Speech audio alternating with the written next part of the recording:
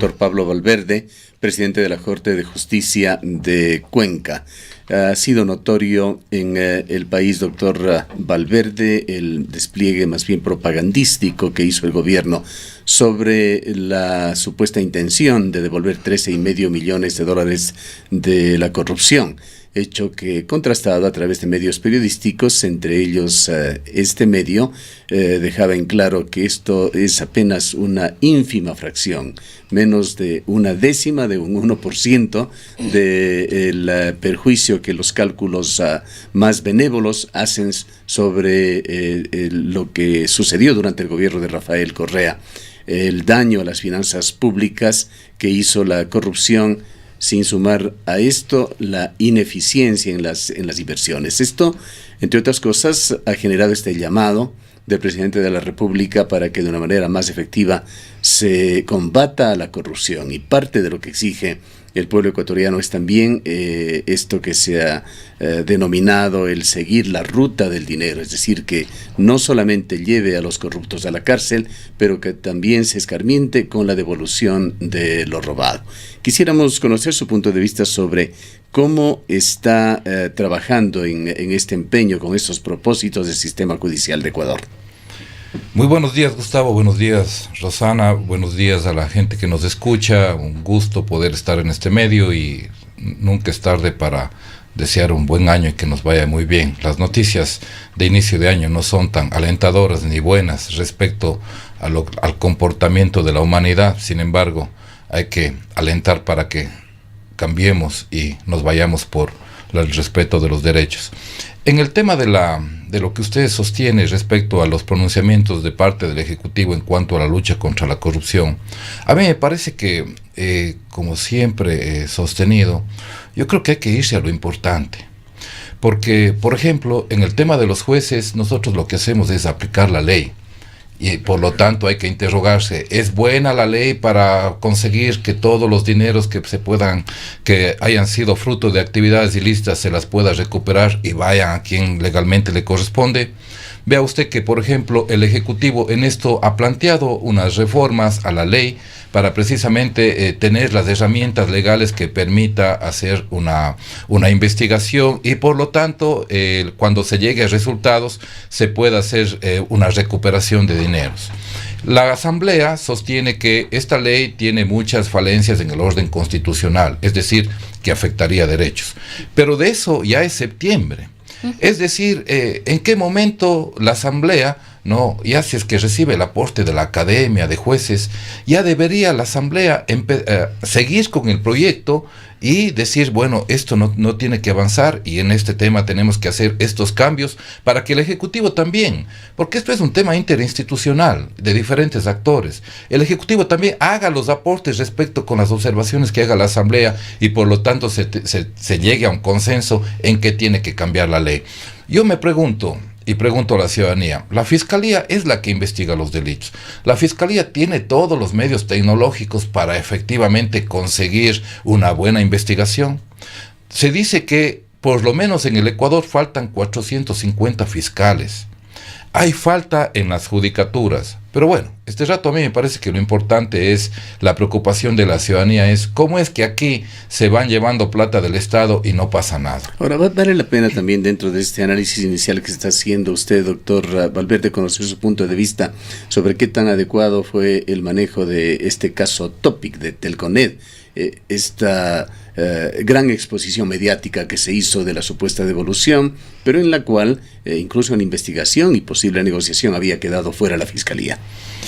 A ver, aquí el ente que llega a determinar que hay este rubro de los $13,5 millones es un ente público que tiene tecnología.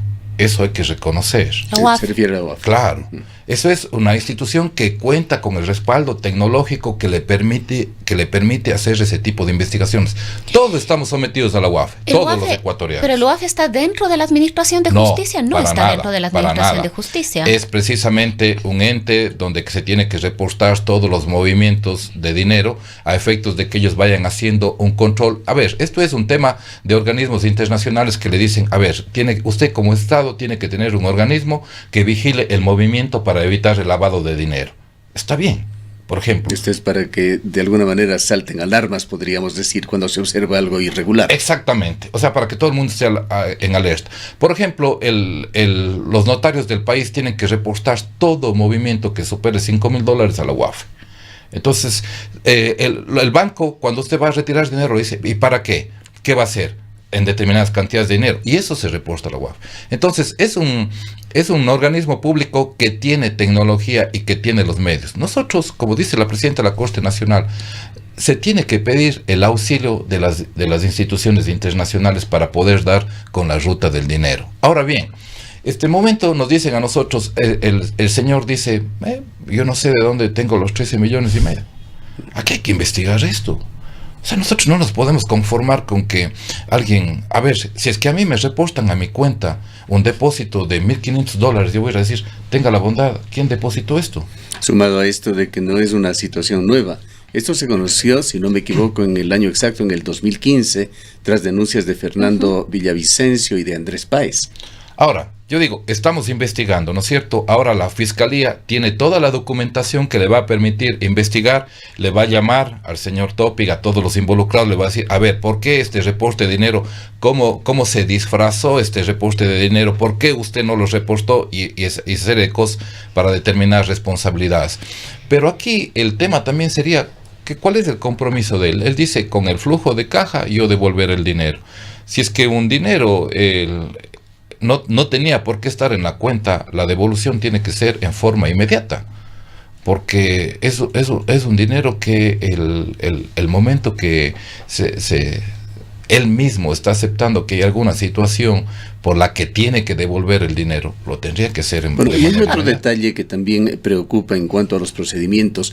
¿Se puede disponer de ese dinero que aún ni siquiera ha entrado dentro de un proceso legal operativo para que se devuelva? Pues nuevamente ayer en declaraciones del presidente de la República señala que con esos 13,5 millones de dólares se va a pagar a los jubilados. Eso lo tenemos que entender en el sentido que el presidente lo hizo simbólicamente, no es más que un símbolo, porque indudablemente usted sabe que el dinero tiene que entrar a las arcas del Estado y solo ahí el Estado va a disponerse de dinero. Ese dinero todavía no ha sido entregado, es más, como el empresario ha dicho, voy a devolver conforme el flujo de caja. Digamos, el dinero todavía no existe, sin embargo, quizás la inquietud es si es que efectivamente el gobierno nacional puede disponer para cualquier cosa esos dineros, como en este caso el pago a los jubilados. El presidente ayer dijo que estos 13,5 millones de dólares se sumaría a lo que ya estaría contemplado en la proforma del año 2019 para el pago de los jubilados. Es decir, los criterios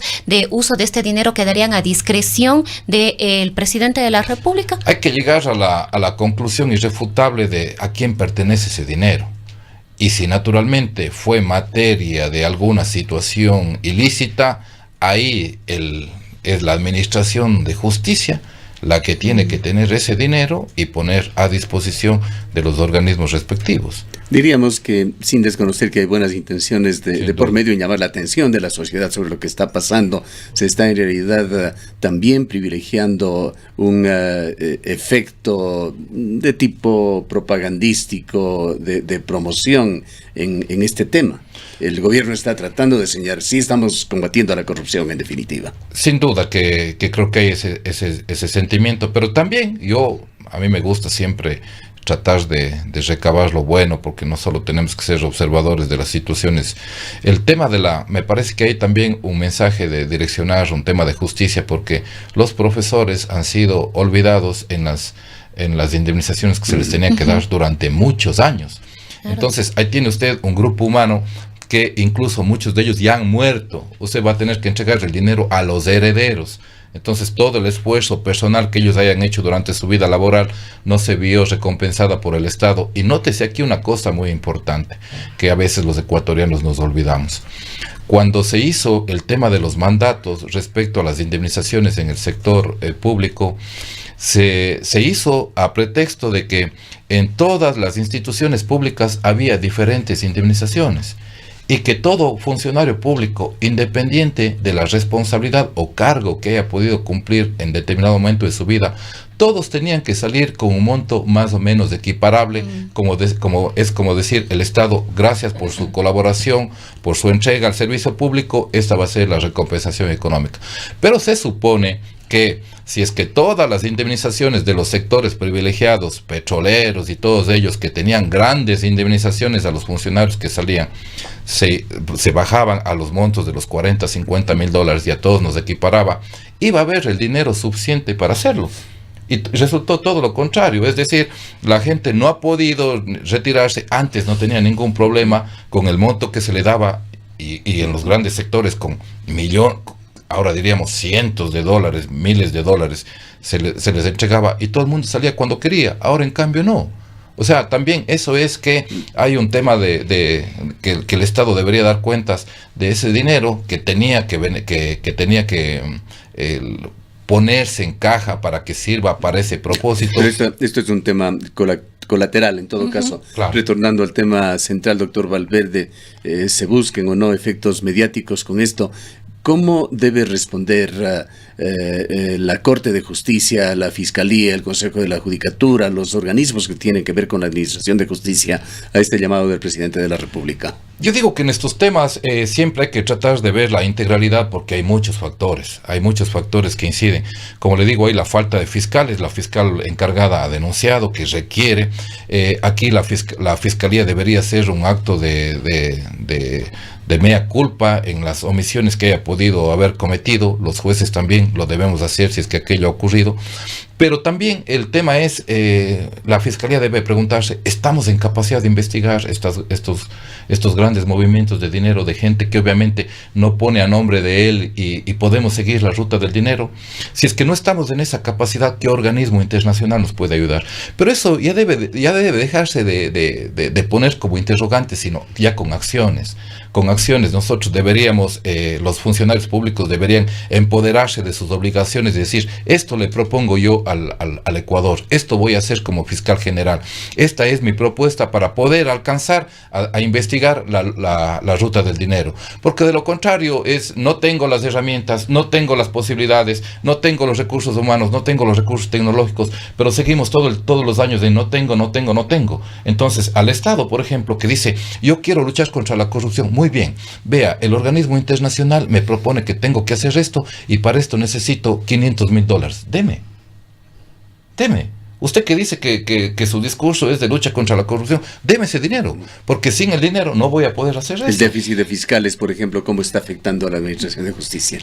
No se pueden investigar con la prontitud que se tiene que hacer, porque ellos son los que investigan. Si es que hay un déficit de fiscales, no podemos, si hay un déficit de jueces, no podemos resolver las causas en los términos que la ley establece.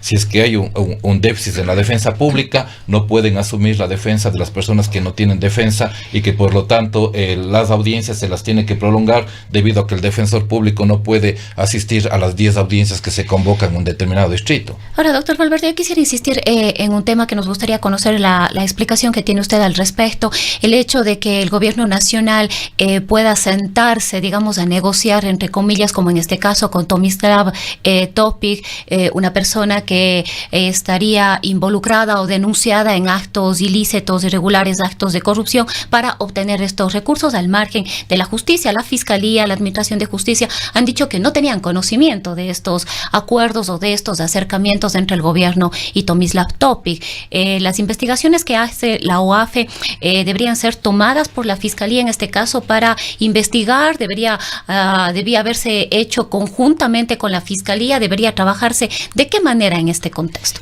Yo creo que la OAFE, cuando encuentra algo irregular, lo primero que tiene que hacer es mandar al organismo competente, que es la Fiscalía. Él es el encargado de investigar. Sí, porque en este caso parecería más bien que encontramos estas irregularidades, pero nos sentamos, como digo, a negociar, entre comillas, con la persona involucrada. Ahora, aquí pudo haber existido el propósito de hacer una situación mucho más rápida a efectos de recuperar el dinero. Pero ahora, a ver, la pelota está en la cancha de la Fiscalía. Lo que haya podido haber hecho la UAFE en el tema de llegar a un acuerdo para la devolución del dinero y todo, ya, hasta ahí.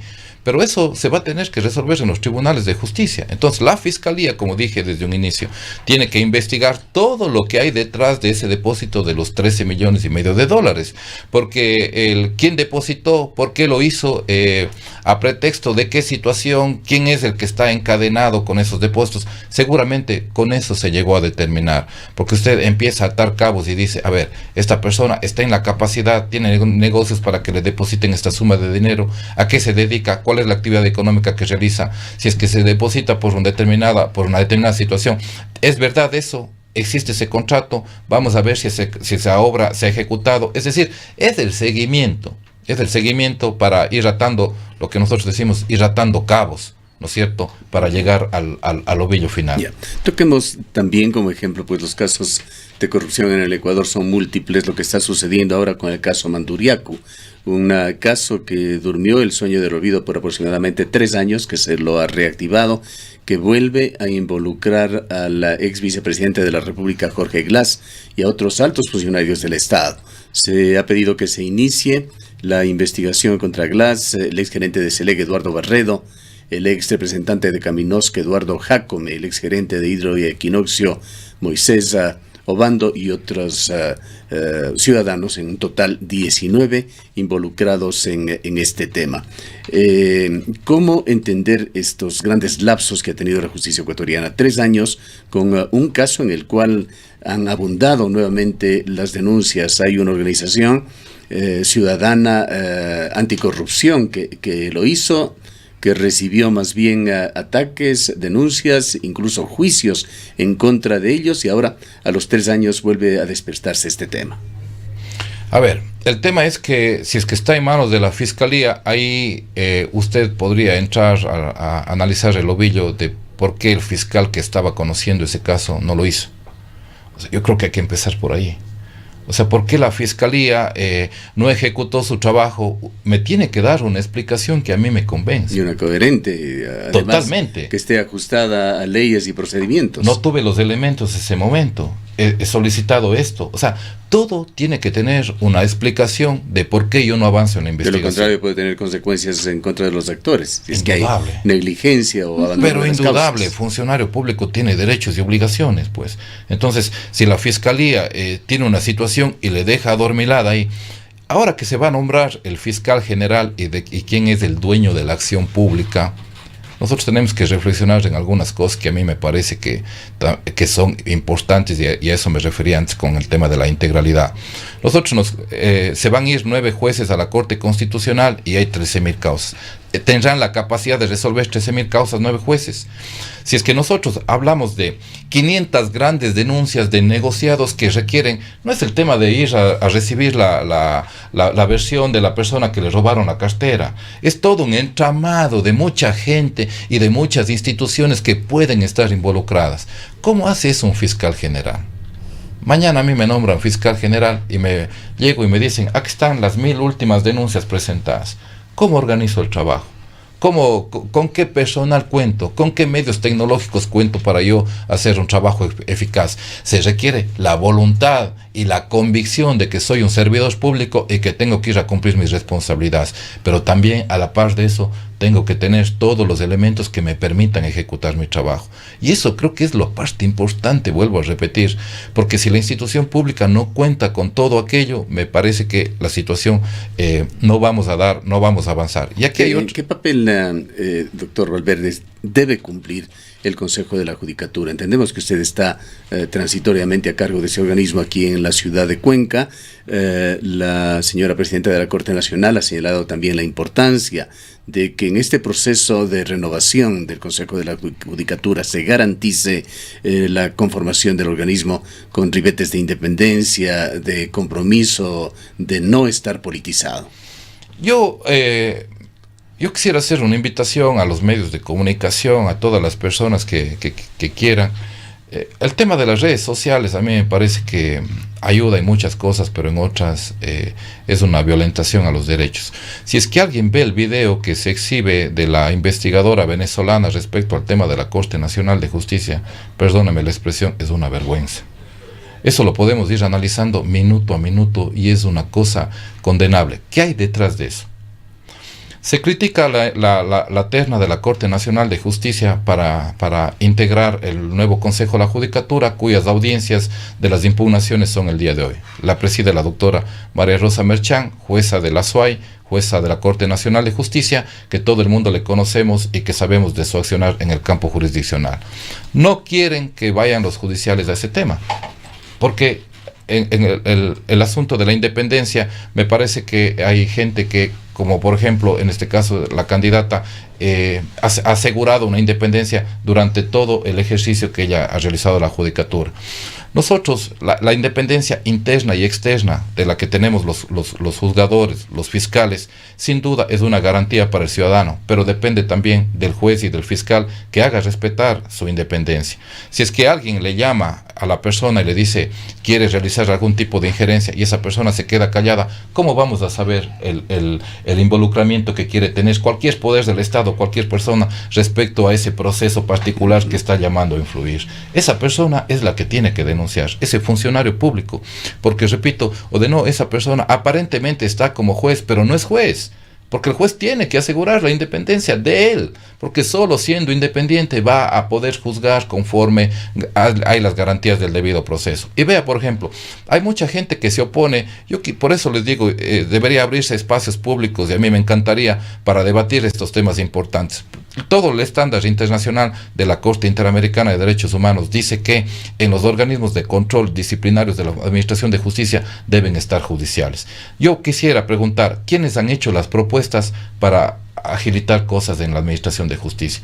La Corte de Justicia de la SUAY, esta presidencia, ha hecho algunas propuestas al Consejo de la Judicatura del Transitorio, porque conocemos la realidad, porque sabemos cuáles son nuestras debilidades y nuestras fortalezas. ¿Y ha habido respuestas a estas propuestas? Ha habido, digamos que se han adherido. Han dicho, estamos de acuerdo con usted, presidente, las propuestas que hace, regresar a la vacante judicial, integrar los tribunales en la forma que antes se hacía, porque eso ha provocado un rechazo en los tribunales penales. Están de acuerdo, ¿por qué no proceden? Ahí está la situación. Ya que ha tocado usted el tema del reportaje de Patricia Poleo, se dice que hay intereses políticos de por medio, que al final han enviado información sin la debida contrastación, sin poner en el debido contexto, y esto se ha convertido en este reportaje que es rechazado por la presidenta de la Corte. Pero se señala que podría haber injerencia allí de asambleístas ecuatorianos que son quienes habrían solicitado esta información al Consejo de la Judicatura en Quito. La doctora Paulina Aguirre dice que va a realizar las acciones legales que le permitan recabar información respecto a ese tema.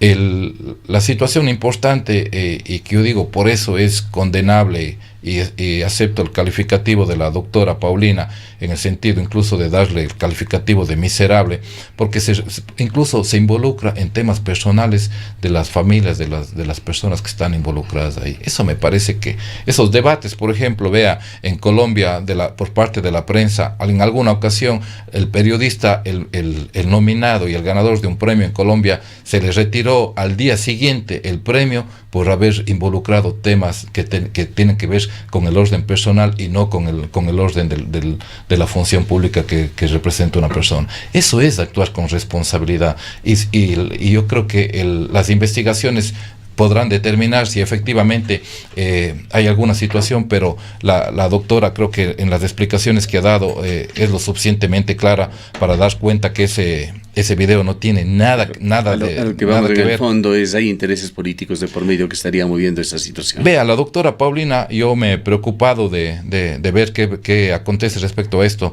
Dice que ella tiene que mandar una terna, ¿no? Ella dice que todo el tiempo tuvo presiones para que se integre en esa terna con determinados nombres. Y es más, vea, ahí hay un acto que denota que efectivamente debe haber estado ocurriendo eso. La señora presidenta de la Corte Nacional de Justicia fue la primera que puso la terna mucho antes de que se termine el tiempo que tenía para hacerlo. Es decir, ella quería acabar con la situación y dijo, señores, aquí terminó, la terna está propuesta. Porque o de no iba a ser, entiendo yo, que iba a ser un infierno que tenía que seguir soportando respecto a las situaciones.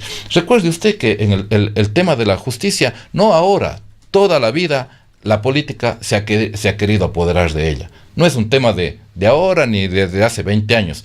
todo el tiempo los políticos han querido meter mano en la justicia. Y entonces no es que es una situación que nos debe. El tema es las instituciones, por ejemplo, en este caso, el Consejo de Participación Ciudadana y Control Social, que tiene que hacer la designación del Consejo de la Judicatura, va a actuar como juez. Y si es que no tiene algo que efectivamente descalifique a las personas que integran la terna, tiene que proceder al nombramiento, y tiene que proceder al nombramiento ya del Consejo de la Judicatura. Bien, concluyamos con un comentario positivo de peso a nivel internacional que se lo emitió el día de ayer. José Miguel Vivanco, director de la División de las Américas de Human Rights Watch, habló sobre el estado de situación de derechos humanos en América, situación desastrosa en Nicaragua, en Venezuela y en otros países, pero ha puesto en alto el esfuerzo que se está haciendo en Ecuador en este tema. Ha hablado muy bien del gobierno de Lenín Moreno y ha dado énfasis en que se están haciendo esfuerzos para recuperar la independencia de la función judicial. Lo que pasa que aquí hay que ver que el gobierno del señor presidente Lenín Moreno está rodeado de gente que sabe, por ejemplo, los estándares internacionales en cuanto tiene que ser a la tutela de los derechos. Y entiendo yo, se siguen nombrando funcionarios que van a la par con el respeto que tiene que haber a las decisiones de los organismos de la Administración de Justicia, pero también a los organismos de Administración de Justicia. ¿Quiénes son los principales funcionarios que estarían influyendo positivamente en estos temas? En estos temas, por ejemplo, yo creo que la presencia de María Paula Romo ahí es una garantía, porque ella sabe, es una catedrática, es una abogada, es una persona que sabe derecho constitucional y que por lo tanto sabe que la interferencia que hay pesos y contrapesos, y que cada uno le toca cumplir un rol, y que el garante de los derechos de los ciudadanos es el Poder Judicial. Y para garantizar esos derechos, el Poder Judicial tiene que ser independiente. Pero así también, como bien usted dice, nos despedimos con noticias positivas. También ahora las redes sociales están llenas de lo que pasó con el tema de la violación a una mujer en la ciudad de Quito. Esos temas no nos tienen que dejar de sorprender. Esos temas son muy importantes porque demuestra que hay un comportamiento violatorio de los derechos de las mujeres en forma permanente. Se cambia la ley, cambiamos modelos de atención, se da una mejor protección a la víctima. Sin embargo, la persona que quiere arremeter contra los derechos de las personas no hace reflexión. Como sociedad seguimos creyendo que lo más importante son otras cosas. ¿Cómo no nos vamos a poder sorprender que se le incauta el teléfono celular a uno de los violentadores de la libertad sexual y se encuentra grabada las escenas de estos sujetos que violentaron a esta chica? O sea, también esto tiene que ser para decir qué estamos haciendo, pero también todos cómo nos podemos cuidar mejor. Bien, queremos agradecerle por su presencia. Han escuchado al doctor Pablo Valverde, expresidente de la Corte de Justicia.